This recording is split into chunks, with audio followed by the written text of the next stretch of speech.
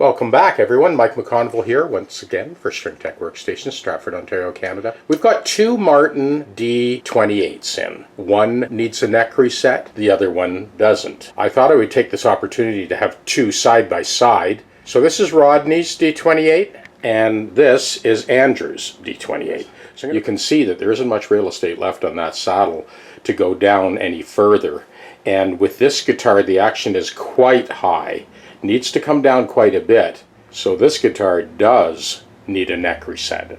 Let's look at Rod's 28. Although the action is higher than he likes, there's enough real estate left in that saddle for us to bring it down. So he does not need a neck reset. We got a lot of work ahead of us. Let's get started. So the idea is you have a little bit of time to kind of work that fingerboard off, but it does start to cool, and that's when we reheat it again for another 7 minutes. That's the magic number.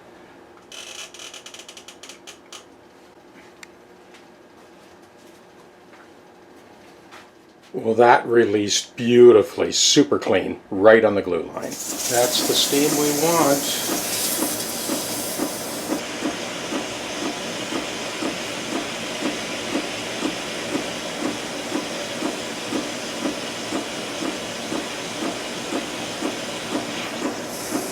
20 seconds aside.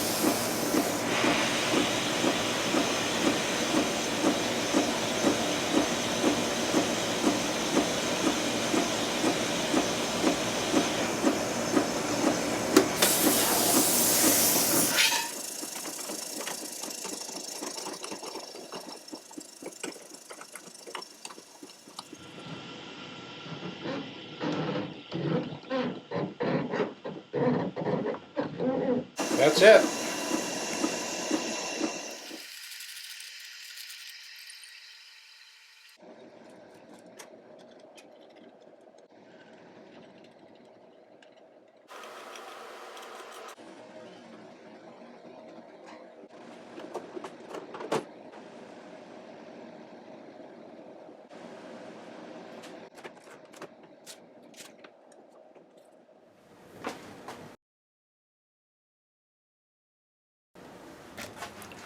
So this little tiny bit of mahogany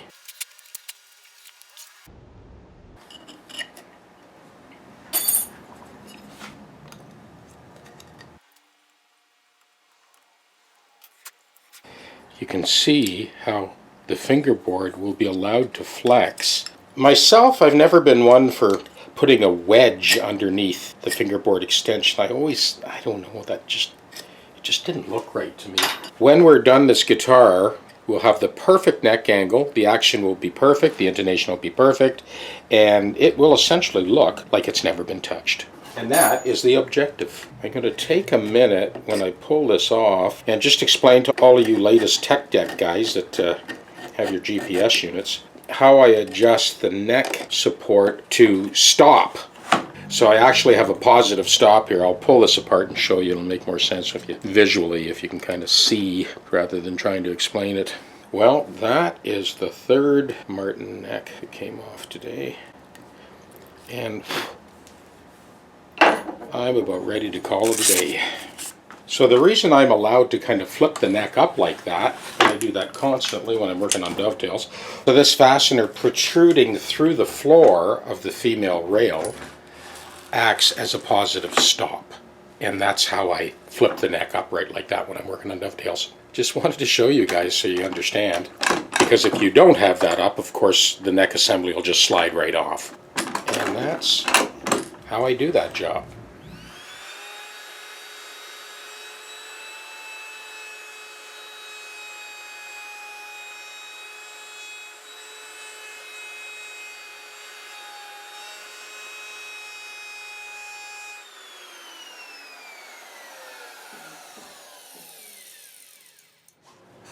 Well, what you were just watching a second ago was me altering my fingerboard extension backup block to accommodate the CNC now Martin neck joint. I figure I may as well rise to the occasion. Pretty close to undetectable neck reset on this one. So that's it. What you see here is the relief cut that I made to accommodate the new extended truss rod in the more recent Martin design. And this is the table from my arbor press, and that's what that backer block sits on. So we've got that dead weight to provide the inertia against the hammer blow. So we're going to be going with all the original frets. We do not have to do a refret on this. I talked to Andrew about this when he was here, and I think we're going to squeak by. So what we have here is, if you look earlier in the video, you'll see I made that relief cut, and that's going to allow this fingerboard extension to flex ever so slightly. And we'll get the perfect trajectory, and we are once again covering our tracks. Well, we're getting ready to reattach the neck, and I just wanted to run you through my own sort of setup. The body is ready to receive that neck. The hide glue is heating up. I have a curved hockey puck that will hold the fingerboard extension down. This hockey puck will go on the underside of the head block. This piece of hockey puck will go around the tip of the heel, and this will go on the tail block as we gently pull that heel in tight as the glue sets. I've got a brush for the hot hide glue. This is a second brush for the warm yellow glue that we'll use for the fingerboard extension. I have all my scoop up sticks ready to go, and these are spacers. You'll see in a second how I use those so that the pipe clamp never actually touches the surface of the guitar. Once I spread the glue, it's go time. So I've got the camera sort of stationary here, and this will give you a pretty good idea of the sort of step-by-step procedure I use to reattach the neck. So hang on, here we go. Okay. You've heard me mention in other neck set videos that I use the aliphatic carpenter's glue, or commonly called, or yellow glue. And I use that for the fingerboard extension.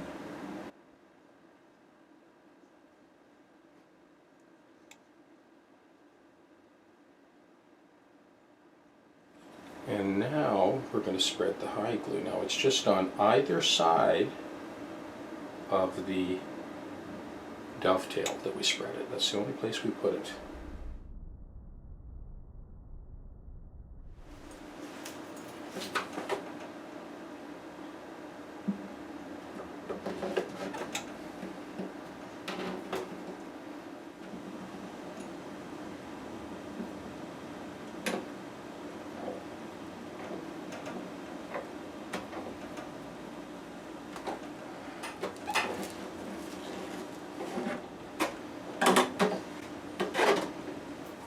Got my scoop up sticks here.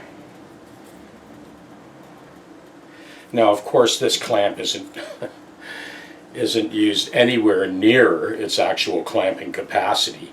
It just gently holds that tip of the dovetail in tight to the sides as the glue sets. Over with the dry sticks first. So I've got my wipe up sticks in a slightly dampened cloth to go around the dovetail, around the perimeter of the fingerboard extension as well.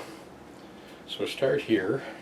Not a lot of glue squeeze really. It's hide glue, of course, so it just wipes right up. Good, liking that. So that was our wet cloth. Now we do the same thing with a dry cloth. Now we can scoop up that glue squeeze. We do that just with the stick initially. We follow that up with our wet cloth, and then finally with our dry cloth. Okay, now we're around to this side. A little bit of glue squeeze on the end we gotta grab. Good, I'm happy with that. It's our wet cloth. Dry cloth. Right up. I slipped the neck assembly right off the top platform and set it aside. No longer needed at this point. The space between the rails allows room for that pipe clamp. So the instrument is held firmly, resting on a leather padded surface, And this neck reset is all but done. Light fret dress, and then we'll address the nut and the saddle. Well, we are on the home stretch with this neck reset. Have a look at this neck angle. This came out beautiful. So now, when I put that straight edge on there and I slip up to the bridge, it just about kisses the bridge. I've roughed in that cantilevered compensated saddle, and that gives us plenty of clearance and lots of room to move.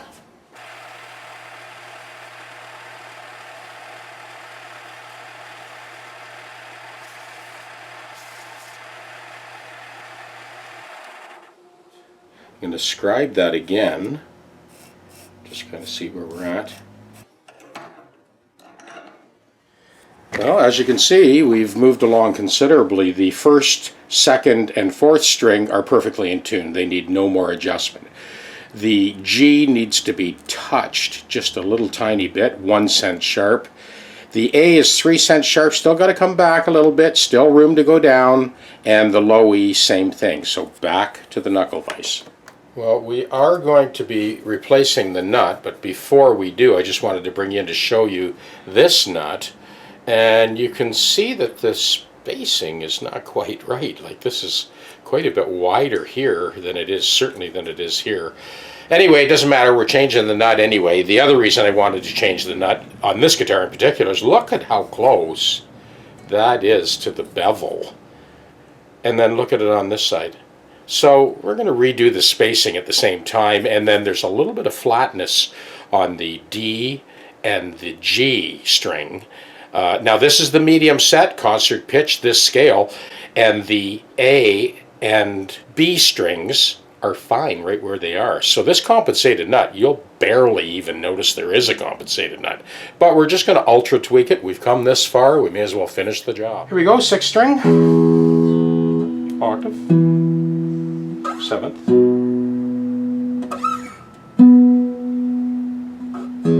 open and 1st.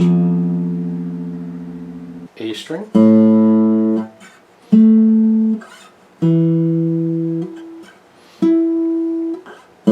open and 1st fret. D string, 7th, octave, open and 1st fret. 3rd string, 12th fret, 7th fret, octave, 12th fret, open, and 1st fret. 2nd string, 7th, 12th, open, and 1st fret.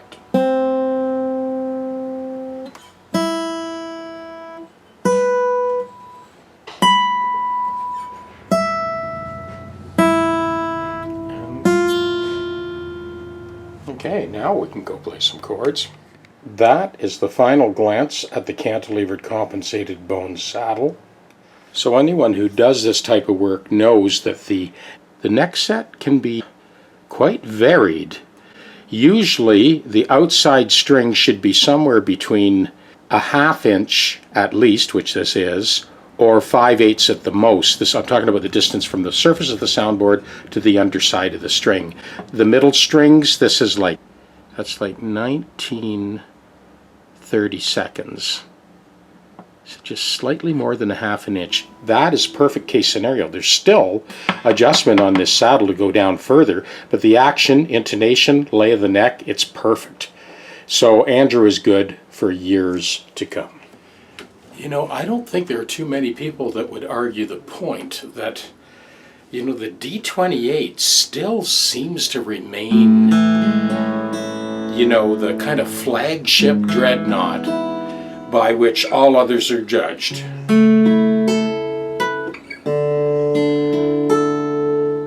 There we go. There's a very slightly calibrated compensated nut and the calibrated compensated cantilevered bridge saddle, also bone.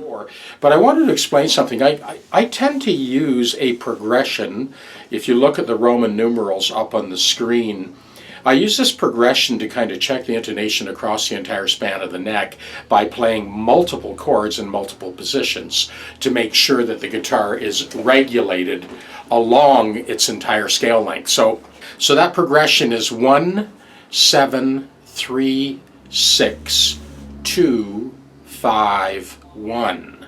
Now you can go 1, 7, 3, 6, 2, 5, 1 or 1, 7, 3, 6, 4, 5, 1. So if you do both of those progressions, then you've basically covered all the diatonic chords of any given key. And I've always found it's the ultimate yardstick for checking the calibration of the guitar across the entire span of the neck. So this progression that I'm doing, I start with a major 7. That's my 1. And then I go to a, this is actually sort of debatable how you want to call the chord. It's actually a C sharp minor 7 over G sharp. And then I go to a D sus, and then kind of resolve it with a E sus. And then I start again, A major 7th. There's my 7, G sharp minor 7 flat 5. So that's 1, 7, 3 is the C sharp minor 9, 6, 2, I'm doing an 11 here, 2, 5, this is a E7 sharp 5, and then back to 1. And turn around to, you know, whatever, another 5 chord, E7 flat 9. So I kind of cycle that and then blow over top of it. Now I'm not going to do that this time because this guitar doesn't plug in. It's just acoustic, but I really wanted to kind of let everybody hear this guitar. Just such a big open sound.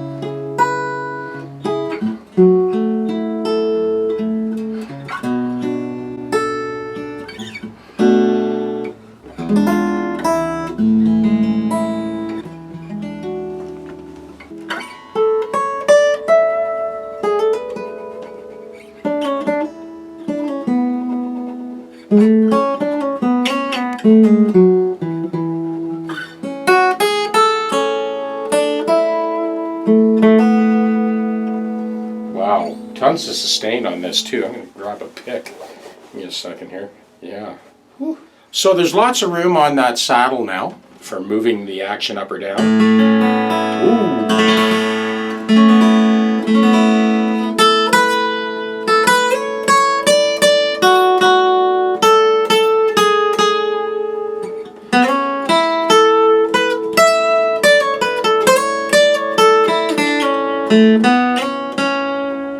Boy, you can just hear all the other strings ringing in sympathetic resonance.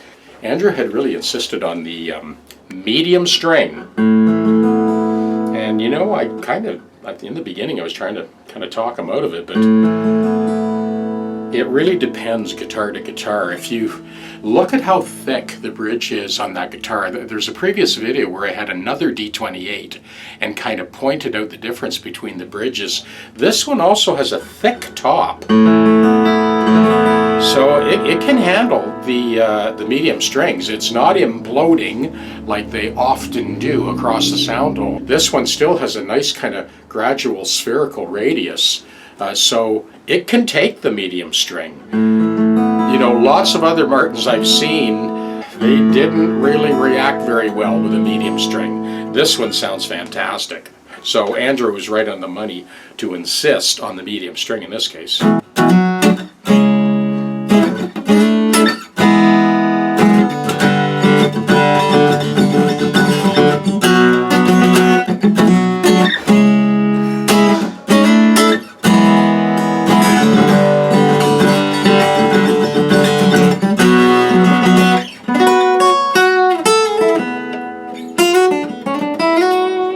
middle two strings, I'm sure you've all heard this before. This is diatonic thirds in E major.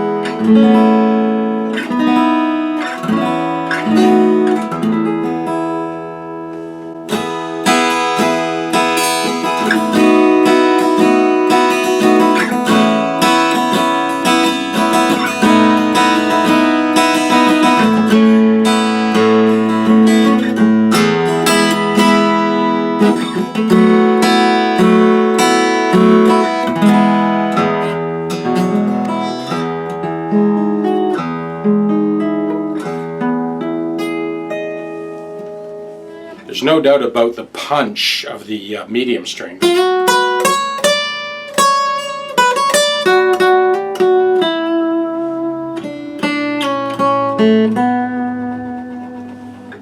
know, with the action like this, you wouldn't even know it was medium strings.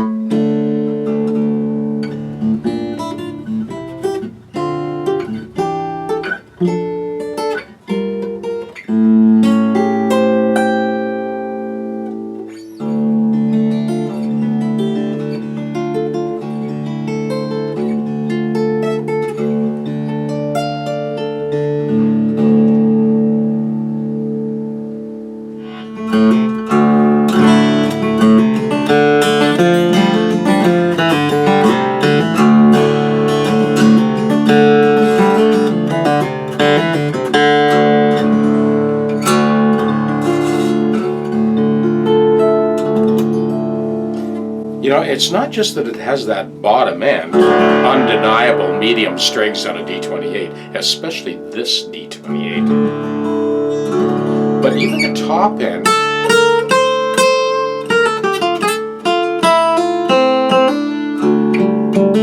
all kinds of punch on the top end too.